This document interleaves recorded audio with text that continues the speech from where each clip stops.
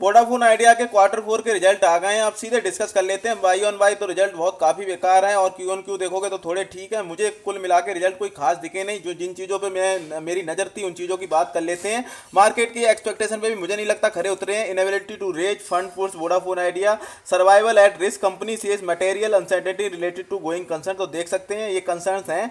The company financial perform has impact its ability to generate the cash flow that is need to settle refinance its liability and guarantee as they fell due, which along with its financial condition is resulting in material uncertainty. The cast significant doubt on the company's ability to make the payment mentioned therein and continue as a going concern, Vodafone Idea said. इसके अलावा अगर आप देखोगे Aditya Birla group telecom arms Vodafone Idea's crumbling under a mountain of liability with net debt 1.8 lakh crore at the end of financial 20 with the company has state that inability to raise fund and the present financial condition has put a question mark.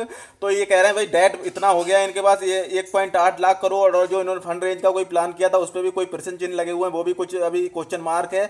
कुछ वो ऐसा है नहीं कि भाई clear है कि हुआ है नहीं हुआ है। और डेट जो भाई एबिलिटी है इनकी डेट चुकाने की और एजीआर स्पेक्ट्रम ड्यू है, वो लगता है भाई अनसर्टेनिटी है उसमें। तो इसीलिए भाई आपको देखा ही होगा वोडाफोन आइडिया कोई ज़्यादा सर्वाइव कर नहीं पा रहा है सही तरीके से। और अब चार्ट पर भी डिस्कस कर लेंगे क्या करना है क्या नहीं करना है, और देखेंगे Vodafone Idea is part of statement the quarter 4 result state the company financial performance has impacted its ability to generate the cash flow और its need to settle refinance its liability and guarantee as they fall due which along with financial condition resulting its material. ये दोबारा वही आ गया। देखते हैं और क्या है। In September 2020, the company had announced plans to raise 25,000 crore and reached out to several investors, but has not been successful in their endeavors. Vodafone Idea states the said assumption of going concern is essentially dependent on its ability to raise additional fund. और इसके अलावा अगर आप देखोगे Moneycontrol had sent a detail questionnaire to Vodafone Idea on their ability to raise fund and service the liability ahead of the result.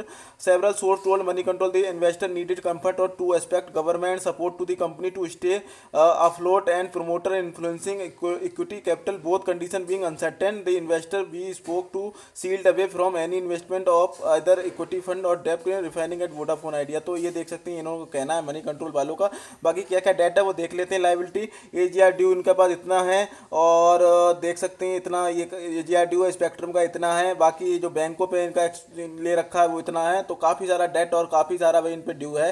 अब chart पर देखेंगे तो चार्ट पर मैं बता रखा हूँ कि अगर आपको कुछ इतना पैसा लगाना हो किसी पैनी स्टॉक में जिसके डूबने का डर ना हो तो आप लगा सकते हैं। वो भी जब जब ये आप रिजल्ट अच्छे नहीं आए तो हो सकता है गिरावट आए, तो 8 रुपये से 8 रुपये 30 पैसे के आसपास आता है, तब आप लगा सकते हैं। उतना पैसा जी भर के लगा दो जितना भाई आपको डूबने का डर ना हो, कि भाई देखना नहीं है 2 साल 5 साल 10 साल तक, कि भाई चाहे तो भाई 5,000 10,000 रुपये लगाए तो वो चाहे 5,000 हो जाएंगे या तो फिर हो जाएंगे 1 लाख, ऐसे ही हो सकता है, बाकी कुछ नहीं हो सकता।